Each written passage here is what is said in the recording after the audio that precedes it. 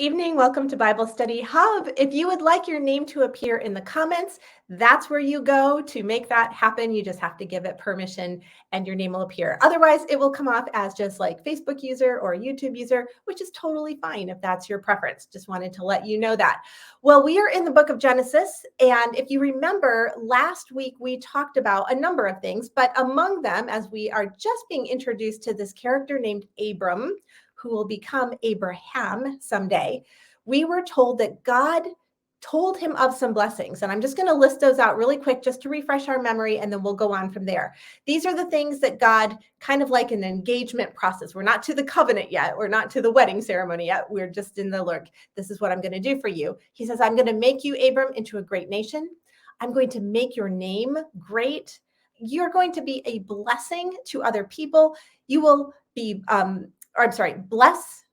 Those who bless you will be blessed. How's that? And my notes are very curt. And those who curse you will be cursed. And then all the families of earth will be blessed through you. So Satan, not stupid.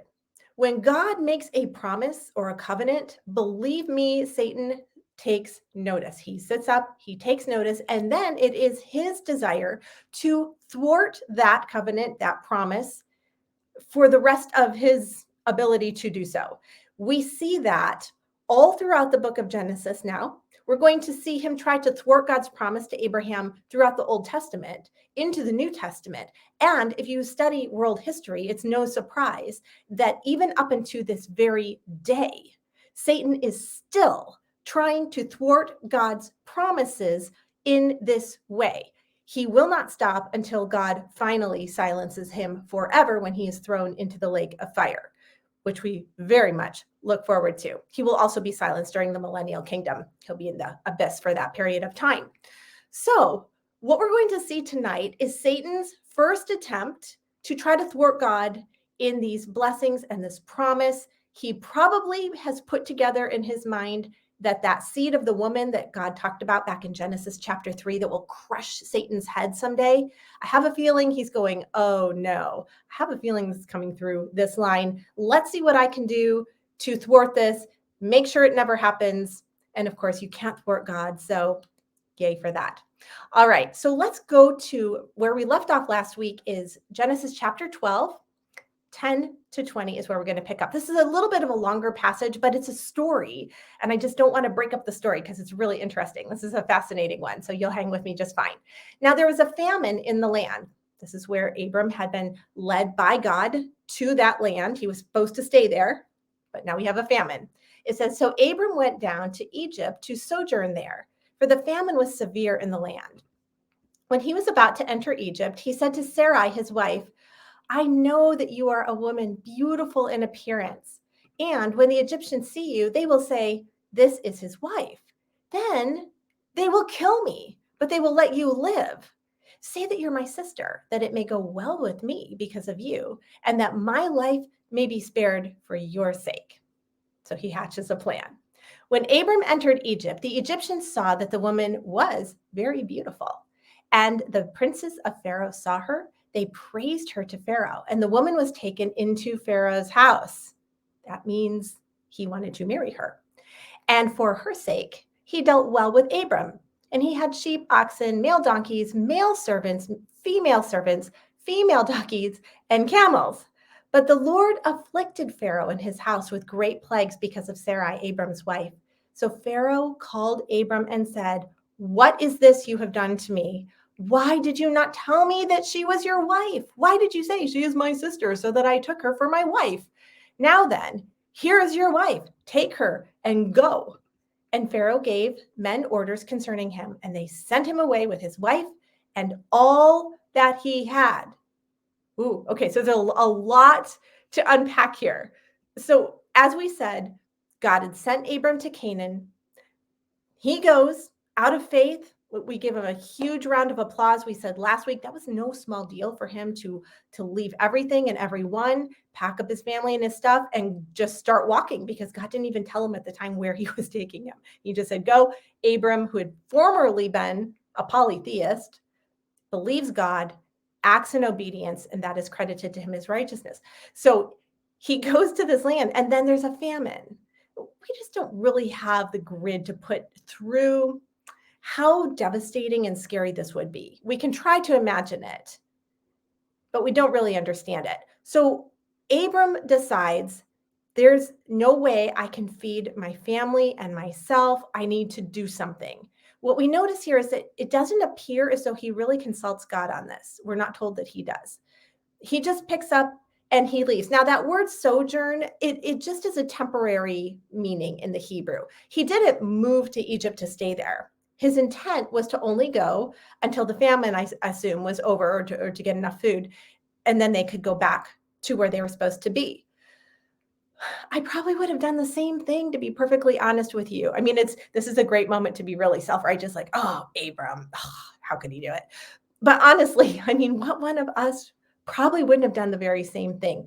So it's not like this huge, epic moral failure that he does this. I mean, he should have stayed. He should have spoken to the Lord about this before he made a decision. The problem is that so often in our lives where we make what we would call like a small mistake, maybe a minor sin in our own minds, it often opens the door for something far worse to happen. And that's exactly what happened here. So he takes off, he goes down there, and when he gets down there, probably because he had not consulted God, he was not supposed to be there. The panic he thought he was leaving because of the famine is now intensified because now he has a new problem. As he's looking around and seeing the people, the Egyptians, and he looks at his wife, he says, "Oh no, you're so pretty. You're so beautiful." I imagine Sarai going, "Oh, thank you." And then his next statement is, "And so I'm afraid that they're going to take you and kill me because they're going to think you're my wife. So let's just tell them you're my sister." It seems like a great plan to him. I cannot even fathom what Sarah must have, or Sarai, later Sarah, must have thought at this moment. I mean, what did she say? Are you kidding me? Are you serious? You're kind of putting me out there. I mean, what am I supposed to do? I don't know. I mean, we're not told of any response at all. Maybe she thought it was a great idea. I don't know. So they go ahead and say that. Now, if you're thinking to yourself, now, wait a minute, last week you said that they actually were brother and sister. Remember the little timeline? We said, okay, this was kind of a cultural tribal practice at that time. It's true. They were half siblings, same dad, different mom. We're told that in Genesis chapter 20, verse 12. We'll get to that later. But it was still a lie because the intent was to deceive. My husband always used to tell my kids, a truth with intent to deceive is still a lie, or a half truth with intent to deceive is still a lie. It's a whole lie. And so his desire was to separate himself maritally from his wife so that his life would be protected. So you were seeing Abraham's faith kind of crash here. And I just want to stop for a second and say this. This is an amazing story. First of all, that the Bible would put this revered character that three major world religions truly hold in the absolute highest esteem. Judaism, Christianity, and Islam all hold this man Abraham in such high esteem. You would think that a religious book like the Bible that was talking about this man in such high esteem would kind of like not mention those things, It's not so flattering, but it's not the way the Bible treats human beings. It tells us the truth. And the truth is that Abram is going down. And so we can see him. He comes to know the real God as a polytheist. God reveals himself to him. Abram responds positively. God is guiding him. Abram's acting in faith. It's up, up, up, up. Do you have those times in your life where it's like, yeah, I'm doing good spiritually. I'm following the Lord. I'm obeying. I'm in the word. I'm in prayer. I'm going up. And then it's like you just make this, you make this bad choice and you go down, and that kind of opens the door to go way down. And all of a sudden, your life is way out of control. That's what happens here. And we're just seeing it play out in the life of Abraham. And we're going to see him come back up, thank goodness. So the reason that Abraham got all these gifts from Pharaoh is that would be the dowry. So in Pharaoh's mind, okay, I want to marry this guy's sister. It's customary. I bet like pay him off for that. That's just how they did it back then. So he gives them loads and loads of wonderful gifts. And now Abram is in it really deep. I wonder what he thought when he went to bed at night by himself. Like, I've got all this stuff, but no wife. And what is happening to her? What's going on? Is she okay? Is she safe? Oh, I just imagine he was just sick, just absolutely sick, because he is a righteous man. I mean, he's not just cavalier. I can imagine what was going on in his mind. Well, thank God for his faithfulness. 2 Timothy 2:13 says, if we are faithless, he remains faithful, for he cannot deny himself. And in God's sovereignty and plan, he steps in and he makes sure that Satan does not get the win on this one. So it's in Satan's best interest that Sarai and Pharaoh have marital relations. And if the problem is, because she's barren at the time, if the problem is Abram, then she will get pregnant very quickly.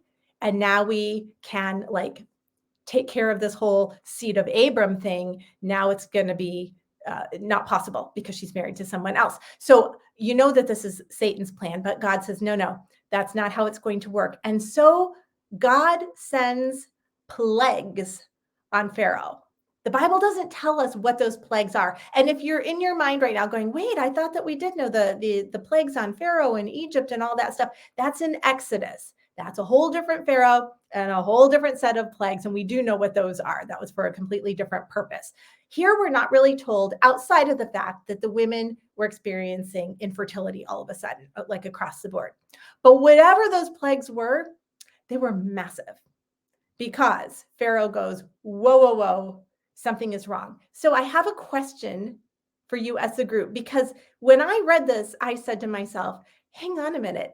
It kind of sounds like the wrong person got punished. So I'm going to ask you, why do you think God sent calamity on Pharaoh's household instead of on Abram's household, since Abram was the one who was guilty?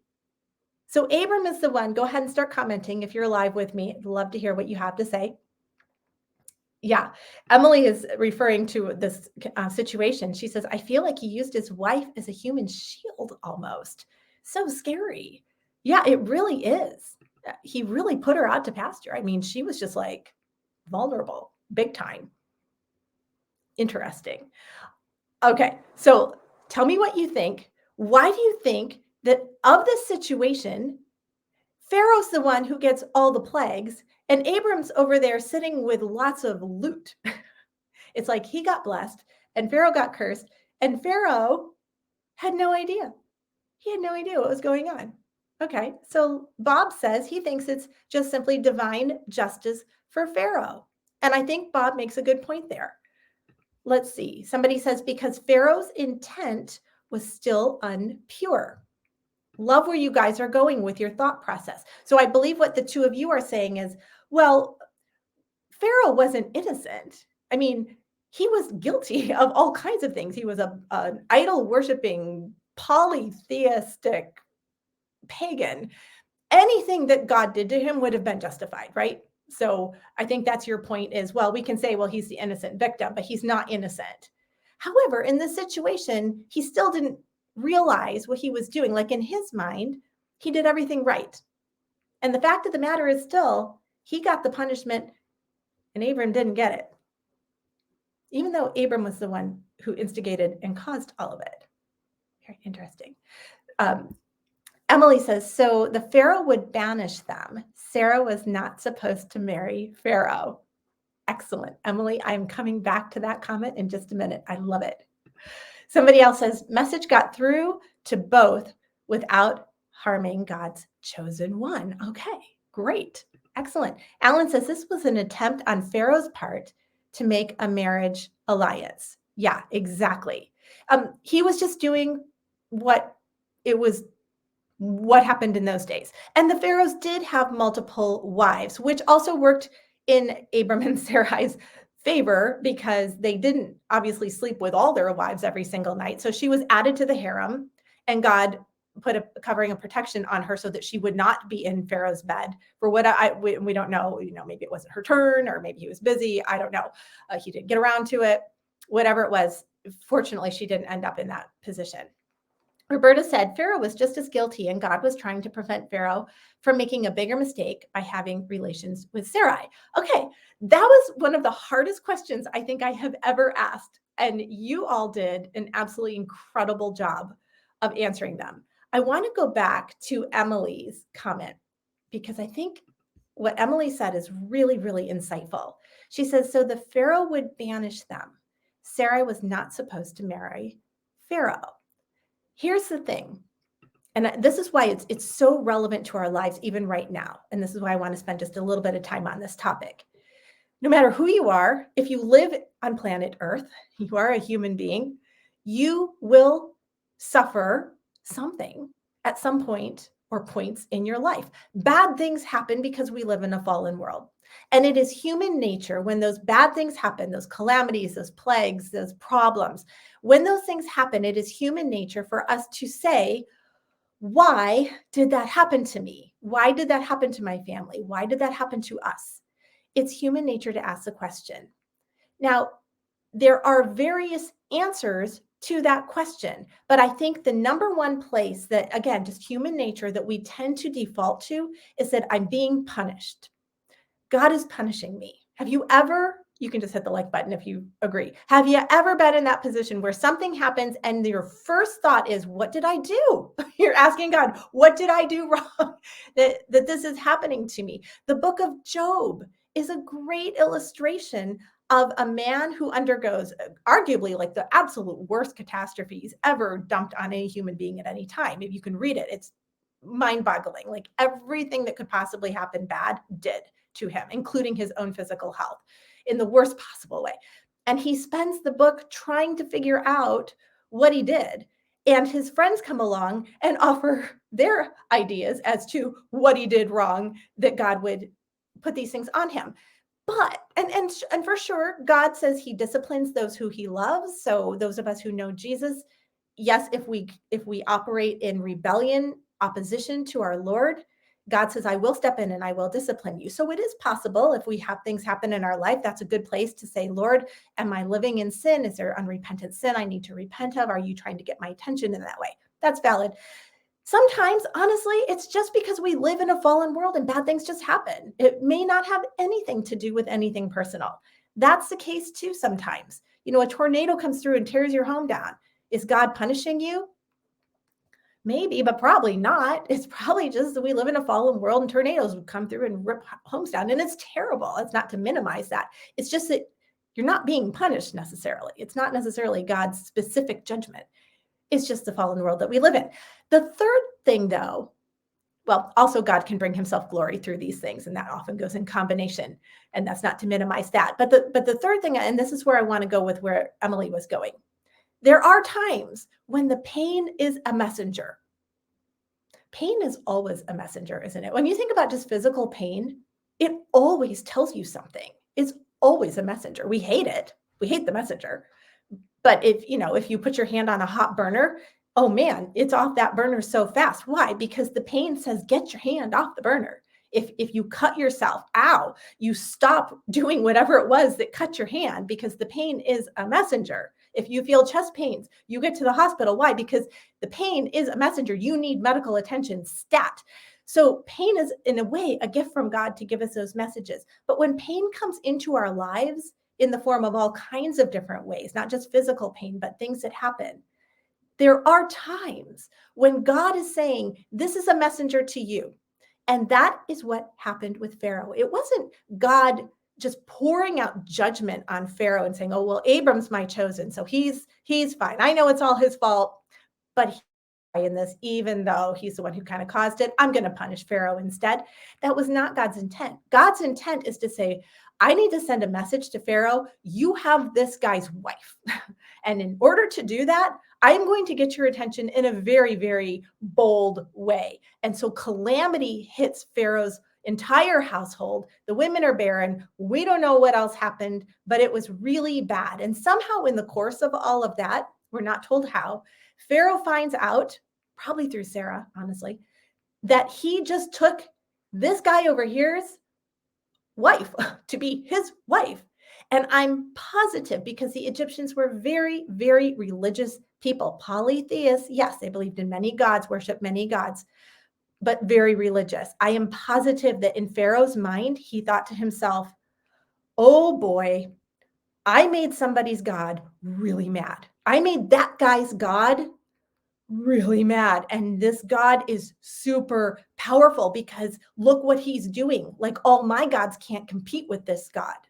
And so he brings Abram in. He could have had Abram killed, but he doesn't. He could have said, you give me that dowry back. I want everything back. But he doesn't. He could have said, I'm going to throw you in prison. But he doesn't. What does he say? He says, why did you do this to me? You've caused a mess. Get your wife and get out and take all the stuff. Just go. Well, the reason that he did that is because he's trying to appease Abram's God. In his mind, it's just another God out there. What he doesn't know is this is the God. And yes, you did offend the one true God. So he doesn't want to take any chances on making this God any madder than he is right now in his mind. And so he tells Abram, please just take your stuff and get out. And that's exactly what Abram does. I'm going to go to the comments here for a second. Tammy is asking a question. She says, did Abram lose faith in God's protection? I think we can only surmise, Tammy, from the passage that it certainly appears as though he did. And again, it's kind of that slippery slope where he lost his faith in God's protection in Canaan, that God would provide even though there was a famine, or at least going to God and saying, there's a famine, I feel like I need to do something. Are you okay if I go to Egypt and try to get food? And God may have said, absolutely not. Do not do that. I will provide for you here. But he doesn't even seem to consult God. He just kind of panics and leaves. And then when he gets down there, obviously he's not depending on God for protection anymore. Now he hatches this plan. So the Bible doesn't specifically state, but I think we're pretty much on track that, this is a loss of faith. Let me say this. Alan says, this was God's way of getting Abraham evicted from Egypt so he would not get too comfortable there and perhaps not get back to the promised land. I think that's another great plan because he very well could have gotten very comfortable there. Bob says, and a plague is a great way to get Pharaoh's attention, 100%. And somebody says, I believe life took over and just put God on the back burner. Boy, I love the way you said that. And doesn't that sometimes happen to us? It sure does. Okay. Sorry, had to take care of something there. Let's go on to Genesis chapter 13. Genesis 13:1 says this. So Abram went up from Egypt, he and his wife and all that he had, and Lot with him into the Negev, or your Bible might say Negev, same thing. We don't know if the famine was over or not. Probably it was not. But Abram goes back up north to the desert region, and I have a feeling he was feeling really low. Like going down, he probably was feeling fairly decent, but going back up after everything that happened, oh man, can you just imagine? I mean, again, he's a righteous man. He knows what he did. He had to just feel terrible. Let's go on to verses 2-7. Now, Abram was very rich in livestock, in silver, and in gold. I'm laughing because I wonder how that happened. That would be the dowry. So he got to keep it all. God is gracious. And he journeyed on from the Negev as far as Bethel to the place where his tent had been at the beginning, between Bethel and Ai. He goes back to where he started, to the place where he had made an altar at the first. And there Abram called upon the name of the Lord. Remember when we talked last week about that idea of calling on the name of the Lord and how it's just like this intimate moment where you just basically hands up, Daddy, help me.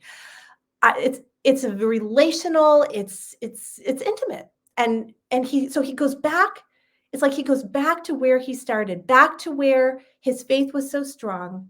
He builds another altar there. He remembers where he came from and he calls out to the Lord. And we know that this is the moment where he gets it all put back together. He gets it right with God. It's not the last time he's going to fail royally. And it's not the last time he's going to just be amazing in his faith.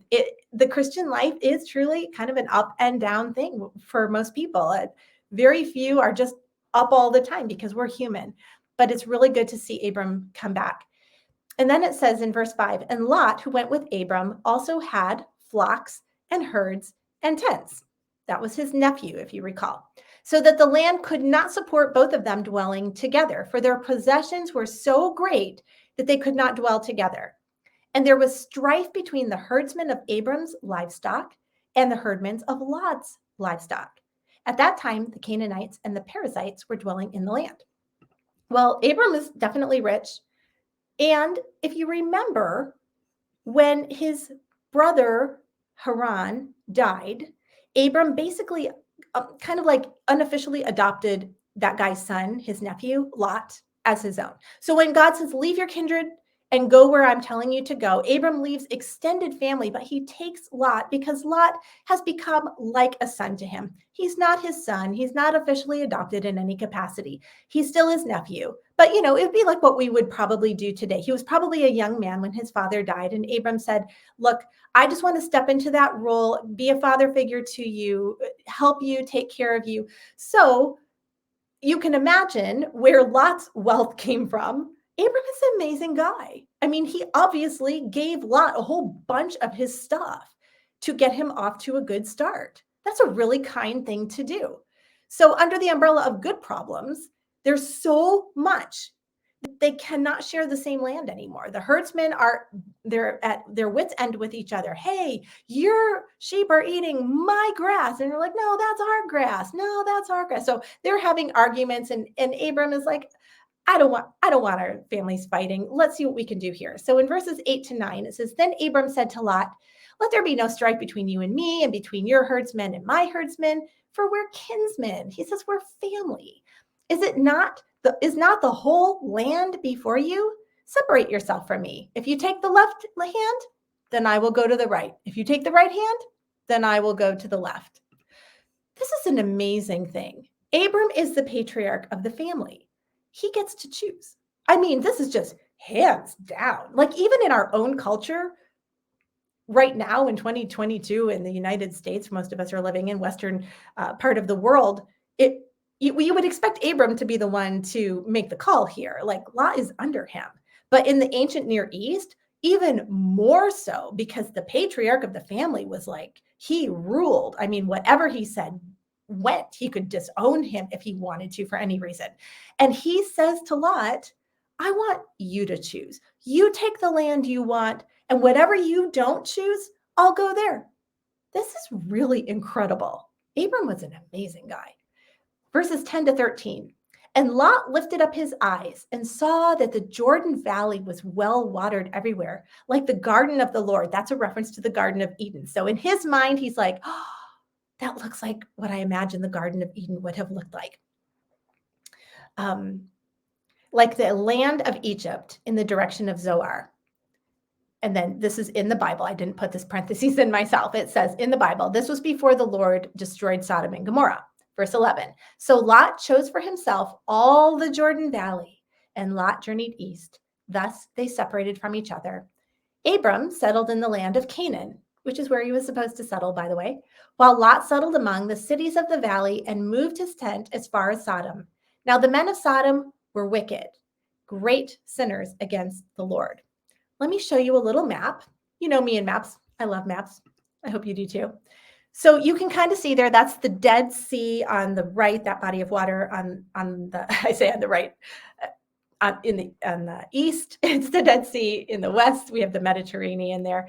And so you can see up in that red circle is the area where Abram went. And then down towards the bottom there of the Dead Sea, that is the place where Lot went. So it kind of gives you an idea of how far apart they were, probably, 50, 70 miles, depending on where they were in that territory. It's kind of hard to know. So Lot sees the great land, it's so beautiful. And he says, I'll take it. Really, Lot? After Abram loaded you up with all this stuff, you have to, okay. So I want to ask you, group, what do you think motivated Lot to park his tent either on the outskirts of Sodom or very close to it? And I say that because the Hebrew word there is a little bit ambiguous as to whether he was like, there was a line of Sodom and he put his tent on the line, or whether he was like looking toward Sodom. He was very close to it and kind of overlooking it. It's kind of ambiguous. But what we do know is that he was like way closer to this really, really wicked city than any follower of God should ever be. So why do you think he did that, Lot? Why did he do that? Going to your comments here. Bob is saying, God wants them or us to value God over stuff. How does this play into the story? Does it even play into the story? Yeah, God does want us to. And I think, Bob, the answer to your question is Abram just demonstrated that he did value God over stuff, because he said to Lot, look, you can have the best land if you want it. I don't care. I just want to be where God wants me to be. So you choose first. I'll go somewhere else. And his focus was on God, not on his stuff. That's a really, really good question. It's not a sin to have things. It's not a sin to even have wealth. It's a sin when the things have you. That's what we don't want to have. All right. So why do you think God, or I'm sorry, not God. Why do you think Lot parked his tent near or in Sodom? Oh, comments are coming in fast. Somebody says that the land may make him richer. Okay. Terry says selfish motives, not placing godly desires above his own. Agree. Roberta says Lot may have thought the land was richer in crops and water. Yeah, very good. Yeah, this is just it's a what do you think question. We're obviously not told in the Bible what his motives were. But here's what I will say about this. The heart, like our actions flow out of our heart. Lot saw that this was a wicked city. And if you know the rest of this story, how it kind of ends, he ends up moving into Sodom eventually, and he ends up being a leader in the city. And some horrible things happen, like horrible, horrible things. Lot is not a man of integrity, generally speaking. Abram is. He makes mistakes, but you can see his heart is that of integrity. Lot is not. And so whether he felt like the glitz and the glamour of the city was just kind of more exciting than living out in the fields, or whether he thought, oh, I could do more business that way. I can get all my crops. I have a ready-made place to sell everything. I can become more wealthy. Some of you kind of referenced that. Not sure. What we do know is it was not a good idea to do it. Well, the Lord responds to Abram with a blessing. And this is what he says in verses 14 to 18. Then the Lord said to Abram, after Lot had separated from him, lift up your eyes and look from the place where you are, northward and southward and eastward and westward. For all the land that you see, I will give to you and to your offspring forever. I will make your offspring as the dust of the earth, so that if anyone can count the dust of the earth, then your offspring can also be counted. They're going to be so numerous. Arise, walk through the length and the breadth of the land, for I will give it to you. So Abram moved his tent and came and settled by the oaks of Mamre, which are at Hebron, and there he built an altar to the Lord. We're going to find out pretty soon, a little bit later, where exactly those borders are. You can see a little map there. Eventually, this is where Israel will be. Never before has, and to this day, has Israel actually had that much land. That will happen later on, probably in the millennial kingdom is what we're looking at. Still waiting for that promise to be fulfilled. Well, I'm going to end with a little